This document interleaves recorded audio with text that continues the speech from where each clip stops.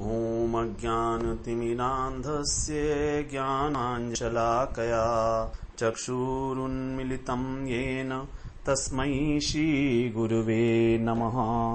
वन्देऽहं श्रीगुरो श्रीयुत्पदकमलं श्रीगुरून् वैष्णवांश्च श्रीरूपं साग्रजातं सहगण रघुनाथान्वितं तं सजीवम् साद्वैतं सावधूतं परिजनसहितं कृष्ण चैतन्यदेवं श्रीराधा कृष्णपादान् सहगण ललिता श्रीविशाखान्वितांश्च तमादिदेवं करुणानिधानं तमालवर्णं सुहितावतारम् अपार संसार समुद्र सेतुं भजामहे भागवत स्वरूपम्। हे देव हे दैत हे भुवनैक बंधो हे कृष्ण हे चपल हे करुणैक सिंधो हे नाथ हे रमण हे नयनाभिराम हा कदानुभवितासि पदं दृशोर्मे। श्री कृष्ण चैतन्य प्रभो नित्यानंद श्री अद्वैत गदाधर शिवसदि गौरभक्त वृंद। हरे कृष्णा कृष्णा कृष्ण हरे हरे हरे राम राम राम हरे हरे। हरे कृष्णा। सर्वप्रथम मैं अपने गुरुपाद पद ओम विष्णुपाद अष्टोत्तर शत श्री श्रीमद् भक्तिवेदांत माधव गोसाई महाराज के चरण कमलों में अनंत कोटि दंडवत प्रणाम ज्ञापन करता हूं। हम लोग श्रीमद् भागवत पुराण में अष्टम स्कंध का श्रवण कर रहे हैं। ये अष्टम स्कंध में जो है सबसे पहले बताया जा रहा है कि देवता लोग ब्रह्मा जी के पास गए हैं। जब देवताओं को इंद्र को दुर्वासा ऋषि ने शाप दे दिया था कि तुम श्रीहीन हो जाओ, तो असुरों ने उनके ऊपर आक्रमण कर दिया और आक्रमण करके फिर सारा उनसे सब छीन लिया और सभी देवता लोग अत्यंत जो है वो परेशान हो गए, व्याकुल हो गए। और इस प्रकार से व्याकुल होकर वो ब्रह्मा जी के पास गए कि अब हमें बताइए क्या सॉल्यूशन है, कैसे हम लोग रेस्टोर करें अपनी स्थिति को। तो ब्रह्मा जी ने उस समय ध्यान किया और ध्यान में उन्होंने देखा कि हाँ, ये जो समय है उपयुक्त समय है, क्योंकि काल जो है वो उसके भी तीन प्रकार के गुण हैं। कभी रजोगुणी होता है, कभी सत्वगुणी होता है, कभी तमोगुणी। जब सत्वगुणी काल होता है उस समय देवताओं की जो शक्ति है वो बढ़ी हुई होती है, और तमोगुणी होने के कारण जो असुर लोग हैं उनकी शक्ति बढ़ जाती है, तो देवता लोगों को जो है परेशान करते हैं। और इस सृष्टि के अंदर जो जगत का पालन इत्यादि कार्य भगवान ने देवताओं को दिया हुआ है कि जिससे कि सारी व्यवस्था ठीक प्रकार चलती रहे इस जगत के अंदर। तो जब देवता लोग व्याकुल हो जाते हैं तो भगवान की जो व्यवस्था है, जो सृष्टि की व्यवस्था, इसके अंदर भी जो है दोष उत्पन्न हो जाता है। तो इसीलिए सभी देवता आपस में निर्णय नहीं कर पाए कि हमें क्या करना चाहिए। तो ब्रह्मा जी की शरण में गए, ब्रह्मा जी से कहा। ब्रह्मा जी ने देखा कि हाँ, इस समय जो काल ठीक है, ये सत्वगुणी काल चल रहा है, जिस समय भगवान जो है अपनी पालन शक्ति के द्वारा सभी देवताओं का और सभी प्रजा का पालन करने के लिए प्रवृत्त हो सकते हैं। तो ये जानकर कि ये उपयुक्त समय है, वो उन ब्रह्मा जी उन देवताओं को लेकर भगवान के पास गए। वहां पर जब वो गए भगवान के पास, तो क्षीरोदक्षाई विष्णु के पास जब गए तो वो जो वैकुंठ धाम में नहीं गए, वो वैकुंठ धाम में ना जाकर जो इस ब्रह्मांड के अंदर ही वैकुंठ है उसी के अंदर गए। वहां पर ही उन्होंने भगवान के दर्शन नहीं किए। वहां जाकर भी उनको भगवान के दर्शन प्राप्त नहीं हुए। भगवान का जो धाम है अजित, भगवान का निज वैकुंठ धाम, उसमें गए वो। तो ये वैकुंठ धाम भी तमोगुणमयी जो प्रकृति है, त्रिगुणात्मक प्रकृति से परे है। अब उन्होंने भगवान के स्वरूप और धाम के विषय में सब सुन रखा था, लेकिन उनको कुछ दिखाई नहीं दिया वहां पर भी, क्योंकि देखने की योग्यता नहीं है अभी साक्षात भगवान के, दर्शन करने की योग्यता नहीं है किसी के अंदर भी, क्योंकि भगवान का भी अवतार काल नहीं है। जब भगवान अवतार लेते हैं तब तो वो सबको दिखाई देते हैं प्रत्यक्ष रूप से, लेकिन जब वो अवतार नहीं लेते हैं तो भगवान किसी को दिखाई नहीं देते हैं प्रत्यक्ष रूप से। तो कह रहे हैं यहां पर भी उनको दिखाई नहीं दिए भगवान। तब फिर ब्रह्मा जी जो है एकाग्र मन से वेदवाणी के द्वारा, अर्थात जो वेदों के द्वारा सम्मत स्तुति है उसको यहां पर भगवान की स्तुति की है ब्रह्मा जी ने। ब्रह्मा जी की स्तुति बड़ी सुंदर होती है, हमेशा ही भगवान के तत्व का वहां पर जो है बड़ा अच्छी प्रकार से निरूपण किया जाता है ब्रह्मा जी के द्वारा, क्योंकि ब्रह्मा जी आदि जीव हैं, भगवान के तत्व को जानते हैं, भगवान के कृपा पात्र हैं। कहा उन्होंने सबसे पहले कि भगवान से कि आप तो निर्विकार हैं, सत्य स्वरूप हैं, अनंत हैं, आदि पुरुष हैं, अंतर्यामी हैं, अखंड हैं और तर्क हैं। जहां जहां हमारा मन जा सकता है वहां पहले से आप विराजमान होते हैं। वाणी आपका निरूपण नहीं कर सकती, मन आपका स्मरण नहीं कर सकता, बुद्धि की पहुंच ही नहीं है वहां तक। तो इस प्रकार ये हमारी जो इंद्रियां हैं, अंतःकरण और बाह्यकरण, इनसे आप सब प्रकार से अगोचर हैं। आपके अंदर माया की जो दो वृत्तियां हैं, विद्या और अविद्या, उनसे आप सब प्रकार से रहित हैं। आप अविनाशी हैं और आनंदमय हैं, सुख स्वरूप हैं।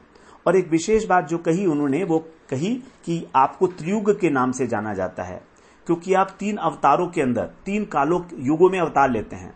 ब्रह्मा भगवान का अवतार सतयुग में भी होता है, द्वापर में भी और त्रेता में भी, लेकिन कलयुग में भगवान का अवतार नहीं है। भगवान का जो अवतार चैतन्य महाप्रभु के रूप में हुआ है उसको छन्न अवतार कहा गया है, अर्थात छिपा हुआ, क्योंकि महाप्रभु ने स्वयं को कभी भी प्रकाशित नहीं किया, क्योंकि महाप्रभु जानते थे कि इस कलयुग में जीव विश्वास तो करेंगे नहीं, और विश्वास करेंगे नहीं तो अवज्ञा करेंगे और उनको नरक मिलेगा। तो यदि वो कहते कि मैं ही अवतार हूं, मैं ही भगवान हूं, तो उनकी बात को ना मानकर और बहुत लोग नरक में चले जाते। इसीलिए उन्होंने अपने को प्रकाशित नहीं किया, केवल भक्त के रूप में प्रकाशित किया और कृष्ण प्रेम की शिक्षा दी कि कृष्ण की प्राप्ति कैसे की जा सकती है। तो स्वयं कृष्ण ही महाप्रभु के रूप में आए और उन्होंने इस जगत में युग धर्म जो संकीर्तन है उसको प्रवर्त किया, जो कलयुग का युग धर्म है उसको। इसके बाद फिर ब्रह्मा जी ने स्तुति की, हमारे ये जो जीव है इसका जो रथ रूपी रथ है, इसके अंदर 10 इंद्रियां और 5 प्राण इसके हरे हैं, सत्व रज तम इसकी नाभि है, 8 इसके अंदर घेरा है, जो 8 प्रकृति अष्टधा प्रकृति है, और माया इसका संचालन करती है और बड़ी तेजी से चलता है, और इसकी जो धुरी है, एक्सेल है, वो है भगवान। तो वही एकमात्र सत्य है, अर्थात केवल भगवान पर आश्रित होकर ही हमारा जीवन ठीक प्रकार से चल सकता है। यदि हम एक्सेल का, धुरी का ध्यान न रखें तो सब कुछ बिगड़ जाएगा, ये सब रथ का पहिया जो है बिगड़ जाएगा। 29वां श्लोक बड़ा इंपॉर्टेंट है, उसमें बताया कि आप कैसे हैं।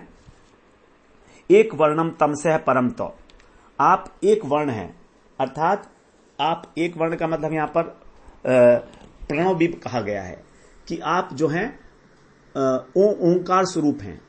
भगवान का एक नाम है ओंकार, एक वर्ण, और आप जो है इस दृश्यमान जगत से अत्यंत परे हैं, क्योंकि दृश्यमान जगत प्रकृति के अंदर आता है और इसके अंदर तमोगुण, रजोगुण, सत्वगुण तीनों हैं। इसीलिए आप प्राकृत नेत्रों से कभी दिखाई नहीं देते, और जबकि आप सर्वत्र उपस्थित हैं, सर्वव्याप्त हैं, तो भी। तो यहां पर फिर बताया कि आप कैसे हैं, शुद्ध सत्व में स्थित होने के कारण। शुद्ध सत्व, सत्वम विशुद्धम वसुदेव शब्दितम, भागवत में आया है 4 स्कंध के 3 अध्याय के 23वें श्लोक में। इसकी हम लोगों ने बड़ी विस्तृत व्याख्या की थी कि भगवान शुद्ध सत्व के अंदर ही आविर्भूत होते हैं। वसुदेव जी जो हैं वो शुद्ध सत्व के प्रतीक हैं, इसीलिए वसुदेव जी के घर में कृष्ण आए। सत्व 3 प्रकार, सत्व शब्द के 3 अर्थ हैं, एक बार समझ लें हम। सत्व शब्द के 3 अर्थ है, एक तो सत्व गुण जो प्रकृति का एक गुण है उसको सत्व कहते हैं, दूसरा जो प्राणी है उसको भी सत्व के नाम से कहा जाता है, और तीसरा हमारा जो अंतःकरण है वो भी सत्व कहा जाता है। ये 3 इसके अर्थ बताए गए हैं। अब यहां पर सत्व शब्द जो है अंतःकरण से रिलेटेड है, तो विशुद्ध, जब हमारा हृदय शुद्ध सत्व होता है, अर्थात अंतःकरण में कोई मलिनता नहीं होती, तब वहां पर भगवान आविर्भूत होते हैं उस विशुद्ध सत्व में। तो भगवान विशुद्ध सत्वात्मक हैं। सत्व दो प्रकार के, मिश्रित सत्व और विशुद्ध सत्व। मिश्रित सत्व जो है वो जगत है, जगत के अंदर जो हम देखते हैं ये प्राणी सब मिश्रित सत्व है, अर्थात यहां पर सत्व में रजोगुण और तमोगुण का मिश्रण भी है। लेकिन विशुद्ध तत्व केवल सत्वगुणी है। तो प्रकृति के जब हम 3 गुणों में सत्वगुण की बात करते हैं तो इस सत्वगुण के अंदर थोड़ा थोड़ा रज और तम का मिश्रण है।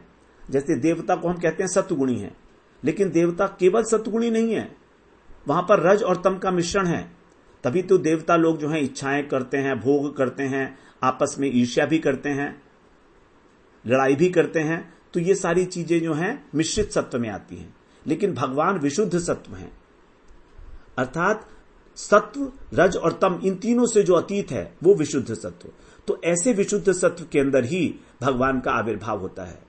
इसीलिए वसुदेव जी इसके प्रतीक हैं और वहीं पर ही भगवान का आविर्भाव होता है। हमारा हृदय, हमारा अंतःकरण जब विशुद्ध सत्वता को प्राप्त करता है तब हमारे हृदय के अंदर भी भगवान आविर्भूत होते हैं। यद्यपि अंतर्यामी परमात्मा के रूप में सभी प्राणी मात्र के हृदय में विराजमान है भगवान, लेकिन वो तो परमात्मा है। और परमात्मा जो भक्त वत्सल नहीं होते, परमात्मा तो एक जज की तरीके से हैं, जो जैसा करेगा उसको वैसा फल देने वाले। लेकिन भगवान भक्त वत्सल होते हैं। तो हम पर भगवान की कृपा ना होने का कारण, उसका अनुभव ना होने का कारण यही है कि अभी हमारा हृदय शुद्ध सत्व को प्राप्त नहीं किया है, अंतःकरण शुद्ध सत्वात्मक नहीं हुआ है। तो जब हमारी भगवान के अंदर निष्ठा, रुचि हो जाती है, तब ऐसा कहते हैं कि उस अंतःकरण के अंदर भगवान की प्रेरणा होने लगती है। तब वहां पर परमात्मा का स्थान ही भगवान के द्वारा ले लिया जाता है, जो भक्त वत्सल हैं। ये एक साधन भक्ति की स्टेज है। अनिवृत्ति के बाद निष्ठा और रुचि की स्थिति के ऊपर हमारा हृदय में सत्व का उदय होता है और फिर आसक्ति और भाव में जाकर जो है भगवान का आविर्भाव होता है हृदय के अंदर।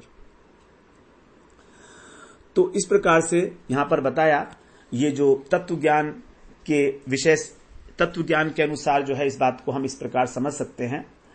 और अगर हम केवल भावना के आधार पर भगवान के विषय में सोचें तो ऐसा हमें मानना चाहिए कि सब कुछ ही परमात्मा है, सब कुछ ही भगवान है। हमारे हृदय में जो कुछ भी है, हमारे हृदय के अंदर अनेक प्रकार का राग है, मोह है, हिंसा है, क्रूरता है, तो इसकी निवृत्ति होकर जब हमारा हृदय शुद्ध हो जाता है, एक बार जब ऐसी स्थिति आ जाती है, तब उस हृदय के अंदर शुद्ध सत्व का उदय होने के कारण भगवान की कृपा हमारे जीवन में अवतीर्ण होती है। यही भगवान का आविर्भाव है। जो लोग अनेक प्रकार की संकीर्ण विचारधाराओं में बंधे रहते हैं कि ये मेरा संप्रदाय है, ये तुम्हारा संप्रदाय है, मेरे भगवान है, तुम्हारे भगवान है, इस प्रकार से उनके अंदर भगवान को आविर्भूत करने की क्षमता नहीं आ पाती। ना तो उनका अंतःकरण शुद्ध होता है और ना उनके अंदर भगवान का प्रकाश होता है। तो सभी प्राणी मात्र ही भगवत स्वरूप है, प्राणी मात्र के अंदर ही भगवान का निवास स्थान है।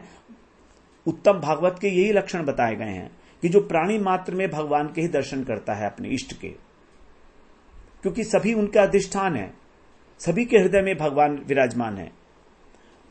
तो इस प्रकार से शुद्ध सत्व हमारे जीवन में जब अवतीर्ण होता है, जब उतरता है, तब भगवान वहां पर स्पष्ट रूप से भगवान की कृपा का अनुभव होता है। अब आगे 30वें श्लोक में हम लोग प्रवेश करते हैं। न यस्य कश्चातिति तर्तिमायाम यया जनो मुह्यति वेदनार्थम तम निर्जितात्मात्म गुणम परेशम न माम भूतेषु समम चरंतम। बड़े सार गर्भित जो है श्लोक है यहाँ पर, जो स्तुति के अंदर हैं। हम लोग जितनी हमारी सामर्थ्य है उसको समझने का प्रयास कर सकते हैं। यया माने जिस माया से के द्वारा, जन माने मनुष्य, मुह्यति माने मोहित होकर, अर्थम न वेद अपने ठीक प्रयोजन को, अपने जीवन के परम प्रयोजन को नहीं जान पाता। हम लोग अपने जीवन के परम प्रयोजन को, वास्तविक लक्ष्य को क्यों नहीं जान पाते, क्यों भूल गए हैं अपने स्वरूप को? क्योंकि हम माया के द्वारा मोहित हैं। तो ये जो माया है ये किसकी है? ये उन्हीं की है, ये उन्हीं भगवान की माया है। कश्चित यस्य मायाम अति तितरती न, कोई भी व्यक्ति जिनकी उस माया को, किनकी माया? उन्हीं भगवान की, अति तितरती न, पार नहीं कर सकता। अपने बलबूते पर यदि कोई चाहे कि भगवान की माया को मैं पार कर लूंगा तो नहीं पा सकता। तम आत्मगुणम, आत्मात्म गुणम, उस अपनी, पहला आत्म का अर्थ है अपनी, और आत्मगुणम अपनी गुण रूपी माया। तो भगवान की जो अपनी गुण रूपी माया है, ये कौन सी है गुण रूपी माया? सत्व, रज और तम, त्रिगुणात्मक माया को निर्जित, जीत लेने वाले, भूतेषु तथा समस्त प्राणियों में समम चरंतम, समान रूप से विचरण करने वाले, समान रूप से व्याप्त, परेशम नमामि, उस परमात्मा को नमस्कार करते हैं। तो भगवान की माया बड़ी दुरत्या है। भगवान के आश्रय के बिना इसको जीतना अत्यंत दुष्कर, तभी इसको कहा दुरत्या, इसका पार नहीं पाया जा सकता। हम लोग इसी से भ्रमित होकर अपने जीवन के लक्ष्य को नहीं विस्मृत कर बैठे हैं। तो ये माया भगवान के वश में रहती है, और सबके ऊपर जो भगवान शासन करते हैं, भगवान सबके स्वामी हैं और सबके हृदय में समान भाव से विराजमान है, समान दृष्टि। ऐसे भगवान को हम नमस्कार करते हैं। हम अपने जीवन का जो वास्तविक स्वार्थ है वो उसको भूल गए हैं। न ते विदुः स्वार्थ गतिम ही विष्णु, प्रहलाद जी ने कहा कि हम लोग, हमारी जो स्वार्थ गति है, जो परम स्वार्थ है हमारा, अर्थात विष्णु, हम उसको भूल गए हैं। हम भूल गए कि हमको अपने भगवान के धाम में वापस जाना है, वही हमारा वास्तविक घर है। और बहिरंगा शक्ति जो माया है वो हमको इस जगत के अंदर अलग अनेक प्रलोभन देकर भ्रमित कर रही है। माया महाठगनी हम जानी, महाठगनी कभी धन के रूप में आएगी, कभी स्त्री के रूप में आएगी, कभी मान प्रतिष्ठा के रूप में आएगी। अनेक अनेक प्रकार है माया के, अनंत प्रकार से माया हमको अपने वश में किए हुए है। लेकिन ऐसा नहीं है कि हम इससे ऊपर नहीं उठ सकते। जब हम माया के स्वामी मायाधीश की शरण लेते हैं, मामेव ये प्रपद्यन्ते माया मेताम तरन्तिते, जो व्यक्ति भगवान की शरण ले लेता है वो उसको आसानी से पार कर जाता है।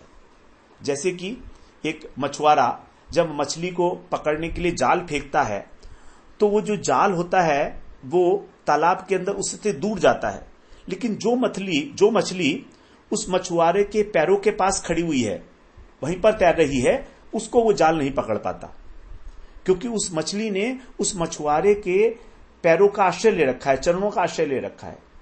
जो दूर दूर की मछलियां हैं वो सब पकड़ी जाएंगी, क्योंकि जाल को फेंका तो दूर ही तो फेंका। तो वहां जो पास वाली मछली है जिसने आश्रय ले रखा है मछुआरे का, वो नहीं पकड़ी जाएगी। उसी प्रकार से भगवान का आश्रय लेने से ही केवल हमारा उद्धार हो सकता है इस माया से, क्योंकि अत्यंत दुस्तर है देव माया।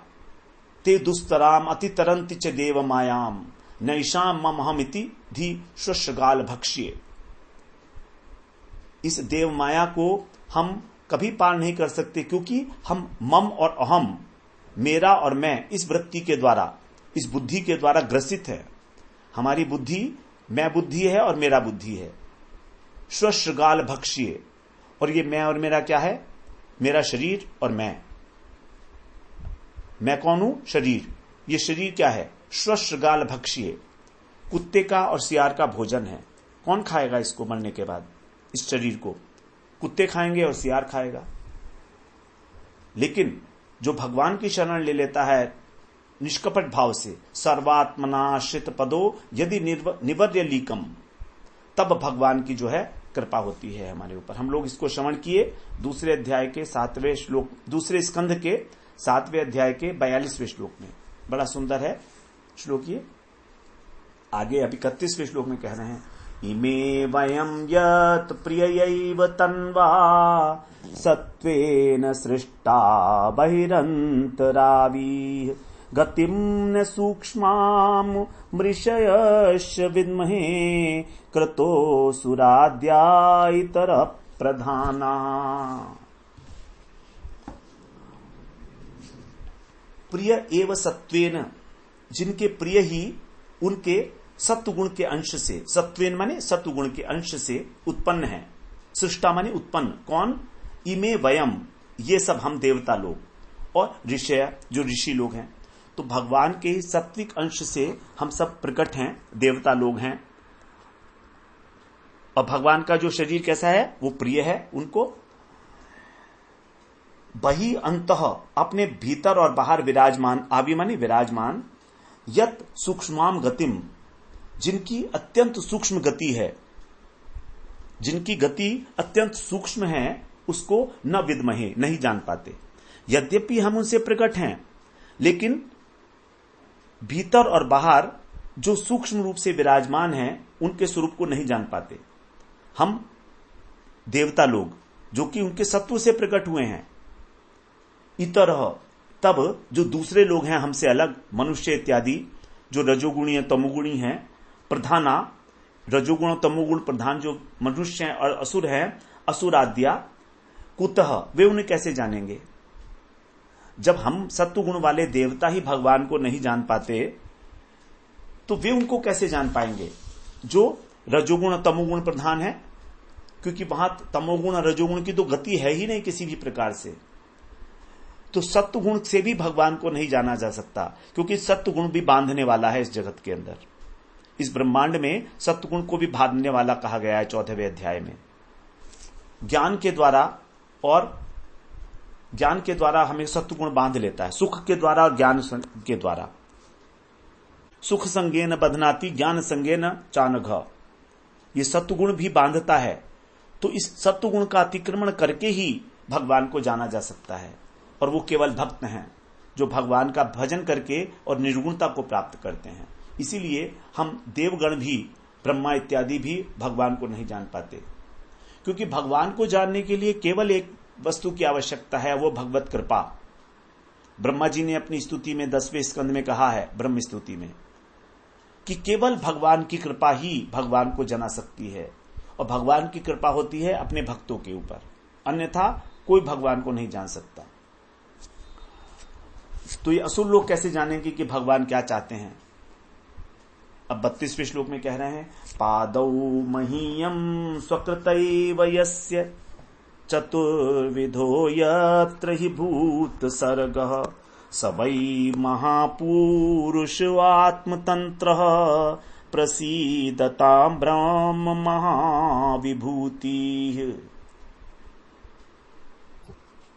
यत्र माने जहां पर, जिनमें चतुर्विध, जो 4 प्रकार के प्राणी हैं, स्वेदज, अंडज, उद्भिज और जरायुज।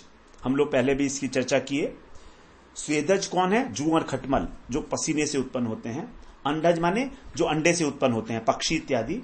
उद्भिज माने जो वृक्ष इत्यादि जो होते हैं, पृथ्वी को फोड़कर उत्पन्न होने वाले 4 प्रकार के ये प्राणी। और जेरज माने जो जेर से उत्पन्न होते हैं, भ्रूण से जो उत्पन्न होते हैं। ये 4 प्रकार के जीव हैं इस जगत के अंदर। तो ये 4 प्रकार के जीव जो हैं, भूत सर्ग, ये है प्राणियों की सृष्टि।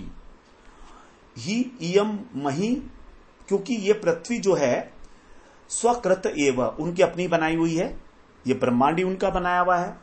तो यस्य पादौ, तो ये पृथ्वी है, क्या है? उनकी पाद है, उनका चरण है। जो पृथ्वी है वो क्या है? उनका केवल चरण है पृथ्वी। वही निश्चित रूप से स माने वे महापुरुष, वे महापुरुष हैं। और आत्मतंत्र, आत्मतंत्र का मतलब जो अपने द्वारा ही शासित हैं, स्वतंत्र हैं। आत्मतंत्र स्वतंत्र एक ही बात है, जो परम स्वतंत्र हैं ऐसे, और महाविभूति, महाऐश्वर्यशाली हैं ऐसे ब्रह्म प्रसीदताम, हम पर प्रसन्न हो, हम पर ऐसे भगवान प्रसन्न हो, जिनकी बनाई हुई जो पृथ्वी है उनका चरण है।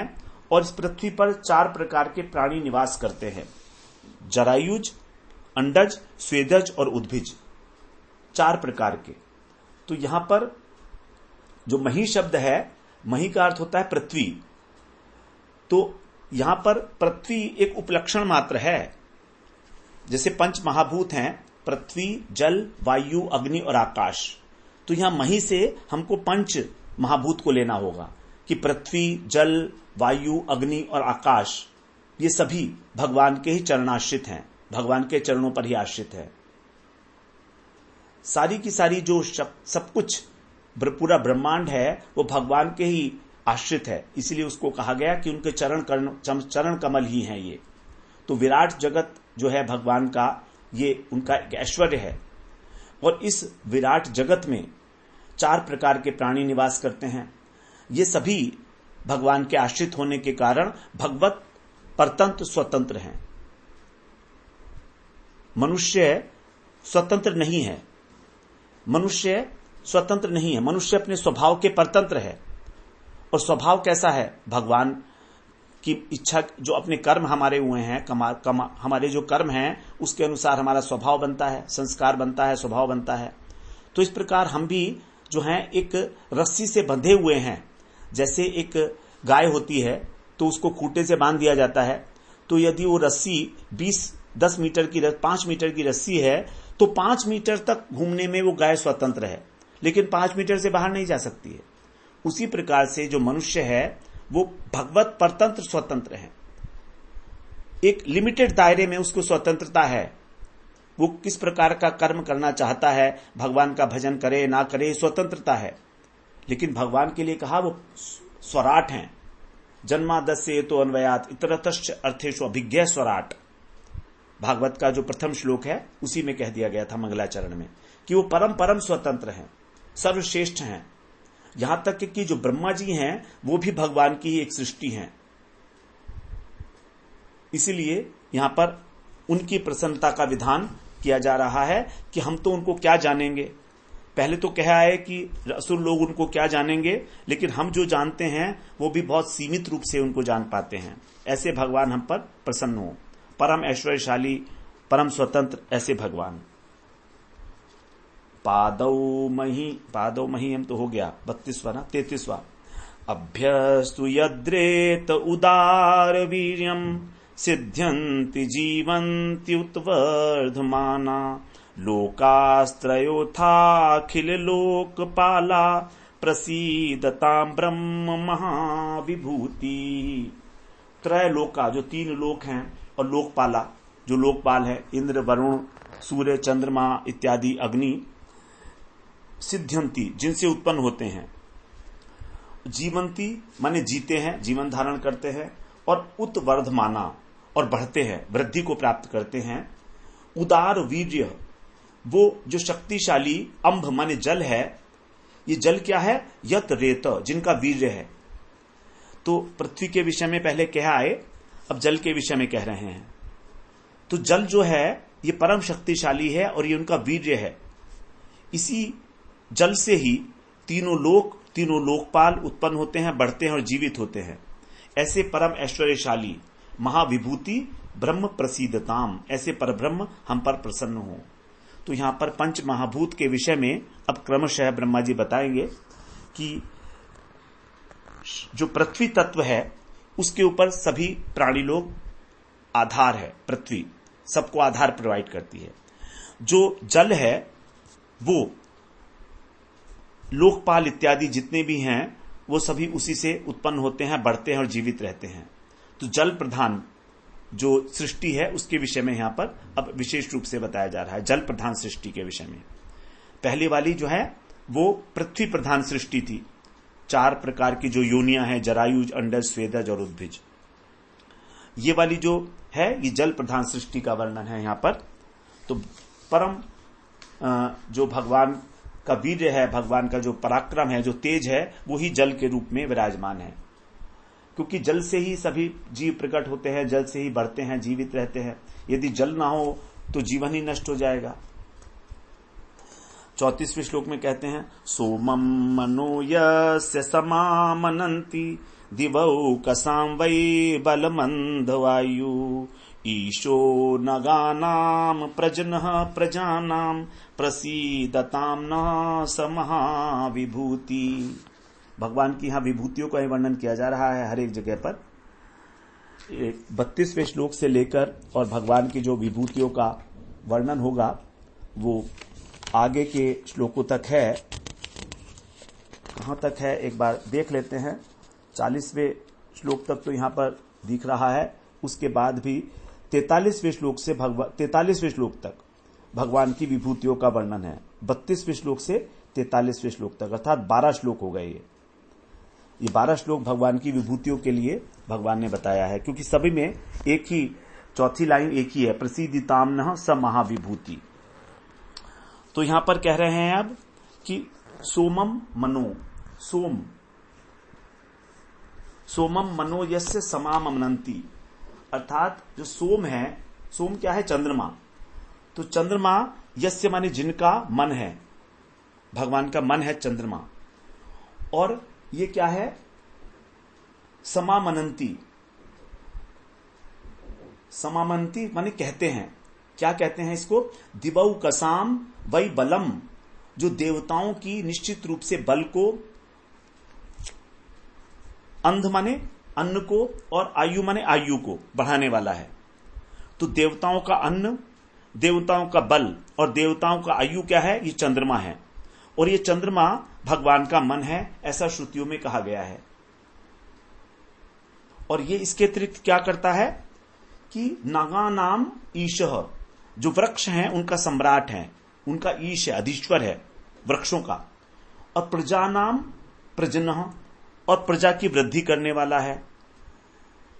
तो ऐसा जिनका मन है वे महाविभूति, महाऐश्वर्यशाली भगवान, नौ माने हम पर, प्रसीदता माने प्रसन्न हो। तो यहां पर जो है चंद्रमा के विषय में बताया गया है, क्योंकि चंद्रमा से ही जो है औषधियों को, वो वृक्षों को और औषधियों को पोषण मिलता है। चंद्रमा सोम जो है वो चंद्रमा का अधिष्ठात्र देवता है, अन्न का स्रोत है। इसीलिए ये सभी देवताओं, प्राणियों का और देवताओं का शक्ति का स्रोत है। हमारी सारी जो वनस्पतियां हैं, वृक्ष इत्यादि हैं, वो जल इससे, चंद्रमा से ही पोषण प्राप्त करते हैं। आधुनिक विज्ञानी तो कहते हैं कि चंद्रमा पर मरुस्थल है, लेकिन ये बात जो है साधारण रूप से, विशेष रूप से वैदिक सभ्यता के अनुसार ये ग्रहणीय नहीं हो सकती, क्योंकि चंद्रमा का जो प्रकाश है, जो ज्योत्सना है, वही प्राण शक्ति है हमारी वनस्पतियों की, जिससे उसके अंदर रस का संचार होता है। तो भगवान ने कहा भी है कि रस के रूप में मैं ही हूं। अब यहां 35वें श्लोक में कह रहे हैं, अग्निर्मुखम यस्य तु जात वेदा जातः क्रियाकांड निमित्त जन्मा अंतः समुद्रेऽनुपचन स्वधातून् प्रसीदताम्नः स महाविभूति। भगवान की विभूतियों की वर्णन करते हुए ही अंत में कह रहे हैं कि उन परम ऐश्वर्यशाली भगवान हम पर प्रसन्न हो। कह रहे हैं कि अग्निर्मुख क्रिया कांड, अर्थात जो कर्म कांड है, यज्ञ इत्यादि, उसके निमित्त जन्मा, उसके निमित्त जन्म लेने वाले, जो अंतः समुद्रे, शरीर के भीतर और समुद्र में, स्वधातून, वहां विद्यमान धातुओं को अनुपचन माने पचाते हैं, पचाया जाता है, ऐसा वो जात वेदा अग्नि, अर्थात जो अग्नि है वो, यस्य तु मुखम, जिनका मुख है, अर्थात अग्नि भगवान का मुख है। और इसकी उत्पत्ति क्यों हुई है? इसलिए कि वेद के अंदर जो कर्म कांड में यज्ञ हुआ वो पूर्ण रूप से संपन्न किए जा सके। अग्नि की उत्पत्ति भगवान ने क्यों की? जिससे कि यज्ञ किए जा सके। और ये अग्नि ही हमारे शरीर के भीतर भी है, अंतः शरीर के भीतर जठराग्नि के रूप में है, और समुद्र के ऊपर बड़वानल के रूप में है। और इसी से उस समुद्र के अंदर जो रहने वाले धातुएं हैं, स्वधातून, वहां विद्यमान जो धातु हैं उनको समुद्र पचाता है, अनुपचन, और सभी द्रव्यों की उत्पत्ति भी उसी से होती है। तो यहां पर अग्नि का स्वरूप बताया गया। अग्नि के 2 स्थान हैं, 3 स्थान। एक तो भगवान का मुखी अग्नि है, नंबर 1। दूसरी, समुद्र के अंदर जो गहराई है उसके अंदर भी एक अग्नि रहती है, जिससे बड़वाना लाता है, समुद्र में आग लगती है अंदर, वो जो है धातुओं को पचाती है, क्योंकि धातु समुद्र में प्राप्त होती हैं। और हमारे हृदय के अंदर भोजन पचाने के लिए आवश्यकता होती है इसकी। और शरीर के पालन के लिए भी हमारे शरीर में अग्नि है, तभी हमारा जो है रक्त इधर उधर दौड़ रहा है। तो ऐसे शक्तिमान भगवान हम पर प्रसन्न हो। जिनकी अग्निमुख स्वरूप है। तो चंद्रमा को भगवान का मन बताया, अग्नि को भगवान का मुख बताया, पृथ्वी को भगवान का चरण बताया और जल को उनका वीर्य बताया। अब 36वें श्लोक में कह रहे हैं, यच्चक्षुरासीत तरणिर्देवयानम त्रयीमयो ब्रह्मणेश धीष्ण्यम द्वारम च मुक्तेरमृतम च मृत्यु प्रसीदताम नः स महाविभूति। अब यहां पर सूर्य के विषय में बताया जा रहा है कि देवयानम, जो देवयान मार्ग के अधिष्ठात्र हैं, दो प्रकार के मार्ग बताए गए थे गीता में, देवयान और पितृयान, शुक्ल मार्ग और कृष्ण मार्ग। तो जो देवयान से जाते हैं वो इस जगत में नहीं लौटते। तो उस देवयान मार्ग के अधिष्ठाता जो त्रयीमय, तीन वेदमय हैं, और ब्रह्मण माने परम ब्रह्म की, धीष्ण्य माने उपासना के स्थान है, और मुक्ते द्वारम, और मोक्ष के द्वार हैं, क्योंकि वहां से जो है यद गत्वा न निवर्तन्ते तद्धाम परमम मम, वहां से कोई भी वापस नहीं लौटता। ऐसे अमृतम च, और अमृत और मृत्यु स्वरूप, अमृत भी है और मृत्यु स्वरूप भी है। ऐसे एष तरणी, ये जो सूर्य हैं, तरणी माने सूर्य, यत चक्षु आसीत, जिनके नेत्र हैं, ऐसे महाऐश्वर्यमय भगवान हम पर प्रसन्न हो। तो यहां पर सूर्य के विषय में कहा गया कि वो भगवान के नेत्र हैं। तो जो अर्ची मार्ग है, जिसको पितृयान, जिसको देवयान कहते हैं अथवा शुक्ल मार्ग कहते हैं, यहां से जो जाता है वो वापस नहीं आया जाता। ब्रह्म संहिता में भी इसी प्रकार उपासना की गई है सूर्य की। यच्चक्षुरेश सविता सकल ग्रहाणाम राजा समस्त सुरमूर्तिरशेष तेजा यस्याज्ञया भ्रमति संभृत काल चक्रो गोविंदमादि पुरुषम तमहम भजामि। अर्थात जो असीम तेज संपन्न सूर्य हैं, समस्त देवताओं के राजा हैं, समस्त सुरमूर्ति, और वो भगवान की आंख हैं। यह चक्षुरेश सविता, सविता का मतलब सूर्य। तो मैं उन्हीं गोविंद की पूजा करता हूं जिनके आदेश से सूर्य क्या करता है, काल चक्र पर आरूढ़ होकर अपनी यात्रा करता है। सूर्य कभी भी रुकता नहीं, कभी छुट्टी पर नहीं जाता। एक भी दिन यदि छुट्टी ले ले सूर्य तो सारा ब्रह्मांड नष्ट हो जाएगा, पृथ्वी पे कोई भी नहीं बाकी नहीं बचेगा। तो इस प्रकार से निरंतर काल चक्र के ऊपर आरूढ़ होकर अपनी यात्रा करता रहता है। वो भगवान की आंख है। तो इस प्रकार भगवान के लिए कहा गया, क्योंकि यदि सूर्य का प्रकाश नहीं होगा तो कोई भी जीव कुछ कर ही नहीं पाएगा। सूर्य तीन काम करता है। सूर्य हमको प्रकाश देता है, अंधेरे को दूर करता है, नंबर 1। नंबर 2, सूर्य भय को समाप्त करता है। और नंबर 3, सूर्य हमको अनेक अनेक कार्य करने में प्रवृत्त कराता है, क्योंकि यदि प्रकाश नहीं होगा तो कोई कार्य नहीं हो पाएगा। तो 3 प्रकार के जो कार्य है सूर्य के द्वारा किए जाते हैं। ये भगवान की आंख बताई गई है, सविता। आगे अब 37वें श्लोक में कह रहे हैं, प्राणाद भूदयस्य चराचराणाम प्राणः सहो बलमोजस्य वायु अन्वास्म सम्राजमिवानुगावयम् प्रसीदतां नः स महाविभूति। चर अचराणाम, जो स्थावर जंगम प्राणी है उनका जो 3 प्रकार के बल है। सह माने मनोबल, बल माने शरीर का बल, ओज माने इंद्रियों का बल।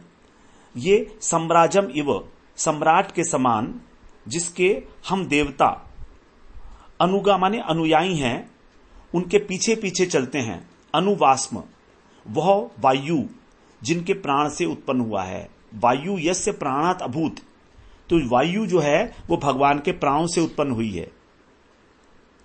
ये सभी चराचर प्राणियों का प्राण स्वरूप है, उनको मानसिक, शारीरिक और इंद्रिय बल देता है। तो ये क्या है, सम्राट है, चक्रवर्ती सम्राट की भांति है। और इंद्रियों के अधिष्ठात्र देवता हैं हम सब लोग, जैसे मन के अधिष्ठात्र देवता चंद्रमा, बुद्धि के अधिष्ठात्र देवता ब्रह्मा, हमारे हाथ के अधिष्ठात्र देवता इंद्र हैं। तो हम सब अनुचर हैं उसके। तो ऐसे जो सम्राट हैं भगवान, वो भगवान हम पर प्रसन्न हो।